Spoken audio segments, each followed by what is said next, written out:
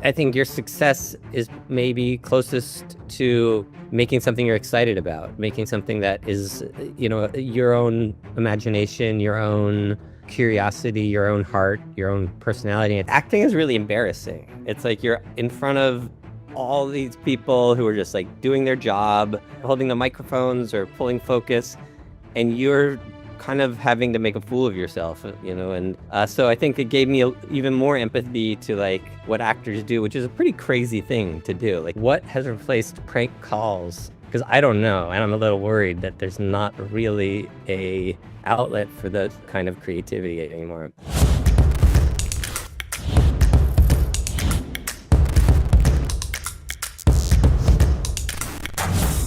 Olá, meu nome é Leonardo Cruz, sou editor executivo no Estadão, e nós vamos conversar agora com o cineasta, roteirista e produtor Spike Jonze. Vencedor do Oscar de melhor roteiro original pelo filme Ela, Jonze é conhecido por seu estilo único em longas aclamados como Quero Ser John Malkovich, Adaptação e Onde Vivem os Monstros. Na música, ele ajudou a definir a era de ouro dos videoclipes, trabalhando com artistas como Fatboy Slim, Beastie Boys e Bjork. Além disso, tem raízes na cultura do skate e é um dos criadores da irreverente série de TV Jackass. O diretor é um dos grandes destaques do São Paulo Innovation Week, festival que o Estadão realiza nesta semana com foco em inovação, tecnologia e negócios aqui na capital paulista. O Spiel terá uma programação formada por palestras de grandes nomes internacionais e brasileiros, debates, espaços para troca de conhecimento e palcos com atrações musicais. Nesta conversa, nós exploramos a visão de Jonze sobre o que significa inovar hoje, o espaço para quebrar regras na Hollywood atual, a criatividade na era do TikTok e a importância do humor para contar histórias. Well, Spike, thanks again for being with us here. It's great, amazing. I haven't done an interview in a while, so at the end I'm going to ask you to give me a grade. Okay, but you need to give me a grade as well. Fair enough. Okay, I will. You are coming to Brazil for São Paulo Innovation Week. And what does innovation mean to you as a filmmaker today? I think maybe innovation in terms of filmmaking is, I think, just being open to whatever way your story wants to be told and whatever feeling you're trying to create, whatever tools lead you to that feeling. I think filmmaking is always you're trying to get to a feeling that you have that you're trying to communicate with the audience. And so I think it's just, whatever tools are at your disposal. And I think it's ever evolving. Are you using very different tools these days that you never expect that you would use? I mean, 5 years ago, 10 years ago? I mean, we just did a project for On Running with Zendaya, and we used techniques from like 100 years ago. And, it was like a lot of forced perspective and stop motion and drop frame where we were just, having the performers act really slowly and then speeding it up. And so, I mean, and that was it's really that got us closest to the feeling that I wanted to get to. And so it's really, I think that like it can and should lead you anywhere. Great. You helped define the MTV music video era. Today, we consume video on TikTok and Reels and Instagram. How do you view creativity in these very short formats?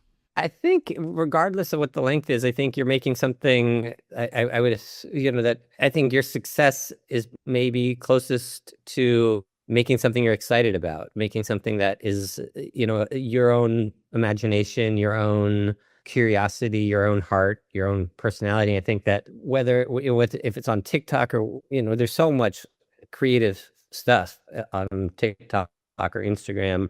I think it's just being driven from something inside of you, I think, is where the things I see that are most interesting, that where I'm like, oh, how did they think of that? That makes me feel good, or makes me laugh, or makes me happy, or makes me unsettled, and whatever the sort of creator is trying to put through. I think there's lots of it's kind of a lot. I think the same in short form and long form, and just kind of all art is it coming from somebody from a personal place, and usually that is some of the things that I gravitate towards. Talking about personal places and stories that someone wants to tell, your generation of filmmakers in the 90s brought a subversive energy to Hollywood in some form. Do you think that young directors today, with studios focus on big franchises, they still have room to break rules? Yeah, I think so. I mean, I think that, I think that's the way new stuff gets made. And I think that, like, wrestling is a good way to do that. Like, if you have a disagreement with the movie studio, I think wrestling is always helps. Like, if like you want one piece of music and they want another piece of music, I think really just breaking it down to the most simple way of conflict resolution, which is wrestling. Okay. Is there something new that you've been seeing in the US these days that really excites you? New movies, TV shows, and music videos. Well, the first thing it made me think of is a band called Geese. It's just music. I mean, it's music, not necessarily a movie, but there's a band called Geese that's really special. The singer's Cameron Winter, and he has a solo album also. And it's like very singular. The voice of the band and the sound of the band is very singular. Movie or TV show. Oh, I know. Nirvana, the band, the show, the movie. Have you seen that? No, not yet. Have you seen the trailer and you know what it is? Yes. Sounds interesting. Sounds amazing. It's really funny. It's very singular. It's its own unique thing. The director and who acts in it and his co-star, they've been creating these videos on YouTube for almost 20 years, and then they did a TV show that I actually got to work on with them like 10 years ago. So they have this insane amount of footage of them, and then they used the old footage in the new in the movie in this incredible way that I won't give it away. It's worth seeing don't read anything about it. Just go see it. Oh, great. I recommend that to your readers too. Talking about music films, in Beast Boy Stories, you direct a live documentary about your dear friends. What's the main difference in your process between directing fiction and documentaries? On one hand, it's the same. It's like it's like you have a feeling you're trying to communicate through the medium, and I guess the thing that's different is like is that in a documentary you have real footage. You have to have oh man, I'm failing. I'm watching my grade go down right now. Don't worry about grades. It's like a knob. I'm like imagining you're turning a knob like B-, C+, C minus. Okay, I'm gonna pull it out. Documentaries, you have to kind of well, one thing about it is you kind of write them as you're editing. I think a lot of times as you're shooting and editing, you're writing the documentary. I guess that one's different though, because we did write a script beforehand because we did a show on a Beastie Boys movie. So that one was a kind of a unique anomaly where we wrote a show and then basically it was like a live documentary kind of. It was like this 2-man show on stage with this big screen of videos, and then when we went and made the video with the movie, actually we had like the shows often ran long. The shows we shot were like 3.5 hours long because we had less skits in it and like random sort of. We just kind of they're very long, and so then we kind of tightened that up, and it became kind of a different thing. We let it sort of become like there was the stage version and then the film version. So in that way, we really had to kind of rewrite it in post to sort of find its way, like a goat on a mountain. Thanks. I would like to talk a little bit about acting and the way you direct your casts, because you had some experience and as an actor as well in Three Kings. So did being in front of the camera change how you direct your casts? It did, because I did it after I shot my first movie, and I kind of knew this already, but I don't think I really knew this. Like acting is really embarrassing. It's like you're in front of all these people who are just like doing their job, holding the microphones or pulling focus, and you're kind of having to make a fool of yourself, and so I think it gave me even more empathy to like what actors do, which is a pretty crazy thing to do. Like, can you imagine like you're in a room with a bunch of people and one person is like crying and laughing and like, imagine like at the newspaper, everyone's going about their work, doing their thing, but there's one person out of the 50 who's like screaming and crying and laughing, but that's their job. That's what the boss told them to do. That's what the magazine publisher told them to do. And like, you got to cry all day. It's a crazy job. But I feel like when I was a kid, would you used to do prank calls when you were a kid? Yeah. Yeah, like we're of that generation. I don't know if Mm-hmm. I don't know if kids do prank calls anymore. I don't think it's kind of works the same way. I No. wonder what it's replaced prank calls. I think that's a good question for your readers. What has maybe young people in their teenage, the teenage readers can sort of write into the magazine about, I mean, the newspaper about this is like, what has replaced prank calls? Because I don't know, and I'm a little worried that there's not really a outlet for that kind of creativity anymore. But maybe I'm old, so I might not know. But so yeah, maybe if they can, if dear readers, please write in to tell us if you're under 20, what you do instead of prank calls, because what do you do with that kind of mischievous prank creativity energy? But like, so anyways, prank calls, I feel like prank calls are kind of, you have to be in character. You kind of have to create a character to like, and commit to it. You have to really commit. And I think the best prank call artists are very committed to their characters. And I think that like prepared me for acting is what I'm trying to get at. Mm-hmm. Okay. Prank calls when you're young prepared you for acting and somehow helped you to direct your cast on stage. Well, I was always trying to think of like, what was the first time I acted?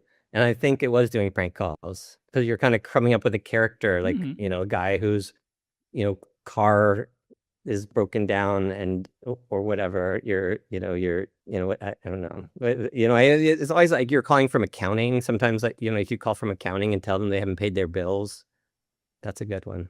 Who were your victims at that time? Do you remember? My victims were like, my mom, my friends. Then also you call a local restaurant because that was fun. And actually we did one. This wasn't my idea, actually. This was my friend Mark Gonzalez's idea. He's a skateboarder. His idea was he would call two different professional skateboarders, and just have them on the line together. So he wouldn't say anything, and they would just like, they would answer the phone. Hello? Hello? Yeah? Who's this? This is Andy Roy. Who's this? This is Chris Miller. Oh, what's up, Chris? Yeah, what's up? And then sometimes they just get in a conversation. Oh yeah, but a lot of times they get in arguments, like about like, because they all each thought the other one was calling to fuck with them. So then they're like, "What's up? Why you what do?" But anyways, that wasn't my prank call. That was I have to give that credit to Mark Gonzalez. Great. Well, it won't happen today because people don't answer phones anymore. Huh? That's my point. That's why I want to talk to the readers about this issue, this concern I have. Yeah, great. What practical advice would you give to a young Brazilian creator trying to find their voice and make art with few resources today? Well, I think again, like I think it's like having something to say, making something personal, making something like, it's funny you say, what's your voice? When I was young, I knew that term, like, make art from your voice, but I didn't know what that meant. I didn't actually know what my voice was. I didn't know even how you find it. But then like there'd be older people I met who would like look at my stuff and say, well, these photos aren't, don't feel anything, but this one feels like something. And it was oftentimes the photos that I just thought were like kind of silly or something. It was just me and my friends fucking around, taking photos, but they would say, oh, that feels like you. And so I started to realize that the things and the photos that they didn't like where I was trying to be someone else. I was trying to make these slick photos or trying to like imitate something. And so I slowly realized, oh, the things that me and my friends think are funny is my voice. And I was almost embarrassed about it because it seemed like too silly or something. But I think like the things that are embarrassing are often your voice. And like maybe whether it's like, oh, this is too silly or this is too embarrassing that I like this thing, or too embarrassing that like that these are my thoughts. It's those embarrassing thoughts that are in your head that are sometimes the things that are most potent, and that if you create from those places, they're the things that might resonate. To make our readers a bit curious about our panel, without giving too much away, what's the main thought on the future of creativity you hope to share with us on stage? But maybe, I mean, it seems like a lot of movies, there's a lot more movies that are kind of heightened reality or surreal reality. That movie, Edmonton, did you see that movie? No. Ari Aster. It was kind of like the way that culture, that like society is kind of eating itself and everyone's fighting about everything. But it took that and sort of put it into this almost like surreally hyperbolic state. And I feel like there's a lot more movies that are kind of surreal in that way, because I think we're living in very surreal times. I think it's the only way to make something. It's almost like reality is so surreal that you have to really go out there to make something that captures what it feels like. But I think like in terms of the future of creativity, it's like there's always the future of creativity, and there's always like the horizon that you can't see past, and then it's for the next generation to show us what their creativity is. And so like there's always going to be young people that are going to make things that we wouldn't have thought of. And I think that make things in a format or a storytelling, I think the fact that there's young people making really creative things on Instagram or TikTok, they're making a format that we wouldn't have thought of, because we wouldn't have told stories in that way. Or video game if you grew up on video games, you can write from inside the next video games from a place that the previous generation couldn't, because it like whatever you grew up in, that sort of wires your brain, and then you can create inside that and sort of create new places from that place. Can you talk a little bit more about that surrealistic moment that we live nowadays, in the world, and how it reflects on art? You saw the Nathan Fielder show, The Rehearsal? Yes.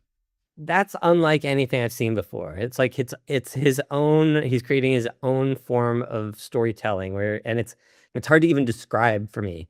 But like you're watching someone try to understand what being alive is, and it's just making you slightly outside of life to realize how insane being alive is, and what we do every day, and how we talk to each other, and how we're trying to communicate in these sort of awkward ways, and how we're seeing ourselves or not seeing ourselves, or not wanting to see ourselves, or I don't know. I think that's like a masterpiece right there. Thanks. I have one last question for our interview here, and it's about humor. Absurdity is always in your work, even when the themes are. No, it's not. No. How dare you? Okay.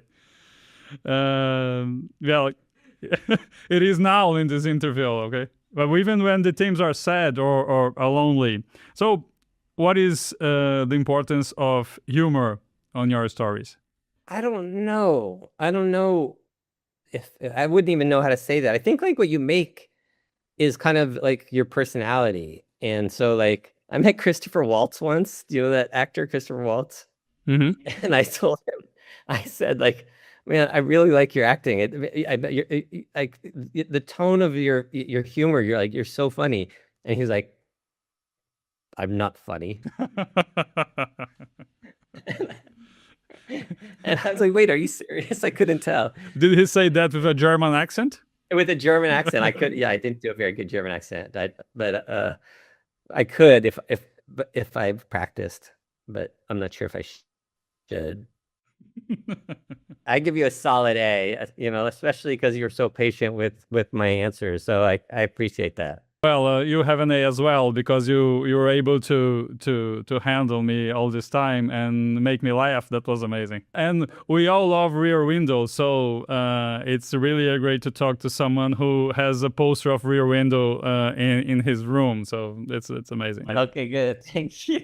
Thank you. Well, pleasure. I look forward to meeting you in person, Leonardo. It will be great.